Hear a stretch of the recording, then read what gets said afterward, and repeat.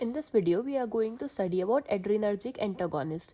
इसको हम adrenergic blocker कहते हैं। ये हमारी बाइंड करती हैं टू एड्रीनर्जिक रिसेप्टर और प्रिवेंट करती हैं the action of adrenergic drug. ये हमारा ब्लॉक करती हैं या तो अल्फा और बीटा रिसेप्टर को या फिर ये दोनों को भी ब्लॉक कर सकती हैं। तो सबसे पहले हम बात करते हैं अल्फा एड्रीनर्जिक ब्लॉकिंग एजेंट की।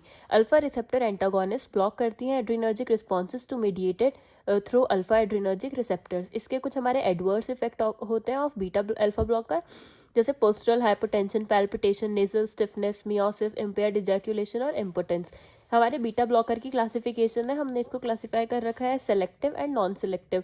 सबसे पहले हम नॉन सेलेक्टिव देखें तो इसमें आता है हमारा नॉन कॉम्पिटिटिव ब्लॉकर फिनॉक्सीबेंजामाइन, और कॉम्पिटिटिव ब्लॉकर में आता है हमारा फेंटोलामाइन। सेलेक्टिव में आता है हमारा अल्फा 1 ब्लॉकर और अल्फा 2 ब्लॉकर। अल्फा 1 में आता है प्राजोसिन, तेराजोसिन, डॉक्साजोसिन, और अल्फा 2 ब्लॉकर में आता है हमारे इडाजॉक्सैन। तो हमारे अल्फा ब्लॉकर्स के यूजेस क्या क्या होते हैं? हमारे हाइपरटेंशन में यूज होता है, फियोक्रोमोसाइटोमा में यूज होता है, पेरिफेरल वस्कुलर डिसीज में यूज होता है, congestive cardiac failure, benign prostatic hypertrophy और इरेक्टाइल डिस्फंक्शन। फिर हम बात करते हैं बीटा एड्रीनर्जिक ब्लॉकिंग एजेंट की। बीटा ब्लॉकर्स हमारे वो ड्रग्स होती हैं जो ब्लॉक करती हैं action of catecholamines mediated through beta receptor. इसकी हमारी क्लासिफिकेशन है first generation, second generation and third generation. First generation में आते हैं हमारे नॉन सेलेक्टिव प्रोपेनोलॉल, जैसे हमारे सोटेलॉल और पेनब्यूटेलॉल। सेकेंड जनरेशन में आते हैं हमारे मेटोप्रोलॉल, एटिनोलॉल, एसीब्यूटेलॉल। थर्ड जनरेशन में आते हैं हमारे विदाउट एडिशनल कार्डियोवास्कुलर इफेक्ट, इसमें आते हैं हमारे सेलेक्टिव, इसमें आते हैं हमारे सेलिप्रोलॉल और नेबिवोलॉल। और नॉन सेलेक्टिव में आते हैं हमारे कार्बिडिलॉल और कार्टियोलॉल।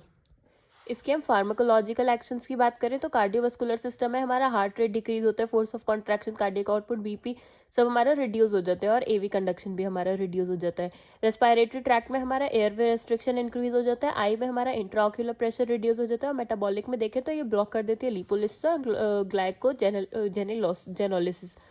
फिर हम बात करते हैं फार्माकोकाइनेटिक्स की। तो ये हमारी ओरली वेल अब्जॉर्ब्ड होती है और मेटाबोलाइज होती है हमारे लिवर में।